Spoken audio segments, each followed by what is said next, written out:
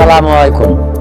সরকার টেকনোলজির computer basic প্রোগ্রামের চতুর্থ ক্লাসে আপনাদের সবাইকে স্বাগতম। গত ক্লাসে আমরা দেখিয়েছিলাম কিভাবে আমাদের ডেস্কটপের আইকনগুলো ছোট বড় করতে হয়। আমরা আজকে দেখাবো আমরা ভিউ থেকে auto arrange icons, align icons to grid এবং শো ডেস্কটপ আইকনস এগুলো কিভাবে কাজ করে তা আপনাদের সাথে আজকে আমরা বিস্তারিত আলোচনা করব। আমরা সর্বপ্রথম আগে একটা জিনিস দেখি, এগুলো হচ্ছে আমাদের আইকনস। আমরা কিন্তু আমাদের এই আইকনগুলো কিন্তু বিভিন্ন জায়গায় নিতে পারছি, বিভিন্ন জায়গায় কিন্তু আমরা সরাতে পারছি, মুভ করতে পারছি। কিন্তু আপনি যখন ভিউ থেকে অটো অ্যারেঞ্জ আইকনস এখানে যখন টিক চিহ্ন দিবেন, এখানে যখন ক্লিক করবেন, ক্লিক করার সাথে সাথে আপনারা দেখতে পাচ্ছেন আপনাদের এই আইকনসগুলো অটোমেটিকলি বসে যাবে। এখন আপনারা চাইলেও এটা এদিকে সরাতে পারবেন না। দেখতে পাচ্ছেন আমি এদিকে নিতে চাচ্ছি কিন্তু এদিকে যাচ্ছে না, এদিকে সরছে না।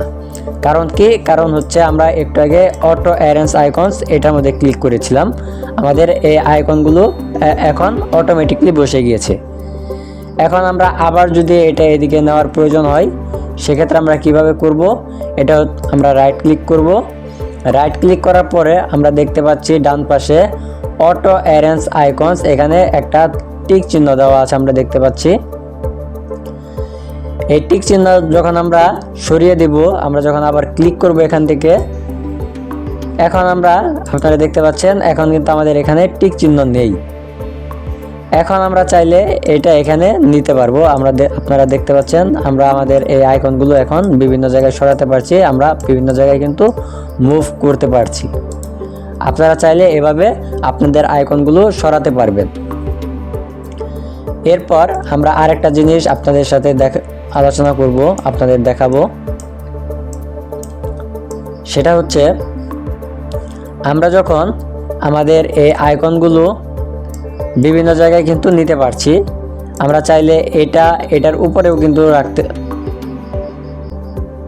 এটা চাইলে আমরা এখানেও কিন্তু রাখতে পারবো।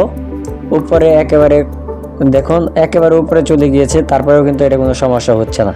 আমরা চাইলে এটা এদিকে রাখতে পারি, এটা এই কর্নারে রাখতে পারি, এটা চাইলে আমরা এটার কাছাকাছি সাইড বড় কিন্তু রাখতে পারি। আপনারা দেখতে পাচ্ছেন এটা কিন্তু আমরা চারপাশে রেখেছি। আমাদের যে একটা ফোল্ডার ছিল এই ফোল্ডারের চারপাশে কিন্তু চারটা আইকন কিন্তু আপনারা দেখতে পাচ্ছেন আমরা আড়াআড়িভাবে রাখতে পেরেছি। কিন্তু আপনি যখন রাইট ক্লিক করবেন, রাইট ক্লিক করার পরে অ্যালাইন আইকনস টু গ্রিড এটার মধ্যে যখন আপনি টিক চিহ্ন দিবেন, এখানে যখন ক্লিক করবেন তখন কিন্তু আপনার এই অটোমেটিকলি দেখতে পাচ্ছেন আমি সাজিয়েছিলাম একভাবে, এখন কিন্তু অন্যরকম হয়ে গেছে। এটার কারণটা কি? এটার কারণটা হচ্ছে আমরা যখন এখানে অ্যালাইন আইকনস টু গ্রিড আমাদের একটা গ্রিড আকার আসবে, মানে দাগ আকার আসবে। যেরকম আপনাদের বোঝাই, এটা হচ্ছে সাপোজ ধরুন এখান থেকে আমরা মাউসের এটা এখান থেকে এই পর্যন্ত হচ্ছে আমাদের একটা রেখা বা দাগ, উপরে দেখতে পাচ্ছেন এতটুকু, আবার নিচে থেকে আপনারা যদি দেখতে পান এতটুকু হচ্ছে আমাদের আরেকটা দাগ।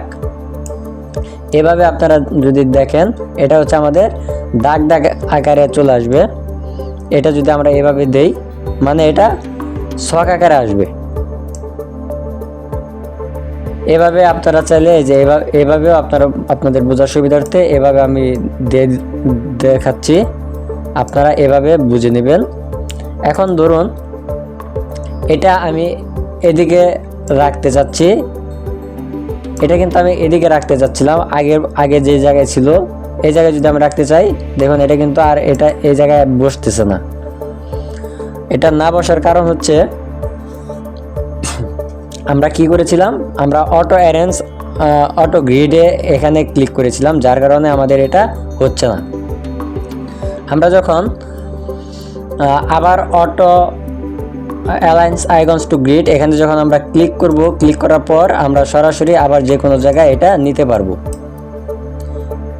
এরপর হচ্ছে আমাদের শো ডেস্কটপ আইকনস, এখানে যখন আমরা ক্লিক করব, ক্লিক করার পরে আপনারা দেখতে পাচ্ছেন আমাদের বাম পাশে কিন্তু কোনো আইকন শো করছে না। আমরা আবার এটা শো করার জন্য আমরা ভিউতে যাব, ভিউ থেকে শো ডেস্কটপ আইকনস, এখানে যখন ক্লিক করব আপনারা দেখতে পাচ্ছেন আমাদের আইকনগুলো কিন্তু চলে এসেছে। এভাবে আপনারা চাইলে আপনাদের কাজগুলো করতে পারবেন।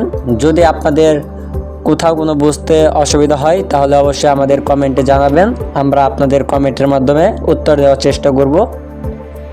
যদি ভিডিওটি ভালো লেগে থাকে তাহলে অবশ্যই একটা লাইক করবেন, আর অবশ্যই আপনার বন্ধুদের সাথে শেয়ার করবেন যেন তারাও ঘরে বসে সহজেই কম্পিউটারগুলো শিখতে পারে। আমরা পরবর্তী ভিডিওতে ধাপে ধাপে আরও অন্যান্য অনেক কিছু শেখাবো, আপনারা আমাদের সাথে থাকবেন। যদি আমাদের চ্যানেলে নতুন হয়ে থাকেন তাহলে সাবস্ক্রাইব করে রাখুন, কারণ আমরা যে কোনো ভিডিও আপলোড করার সাথে সাথে আপনার কাছে নোটিফিকেশন চলে যাবে। সেই পর্যন্ত ভালো থাকবেন, সুস্থ থাকবেন, আল্লাহ হাফেজ।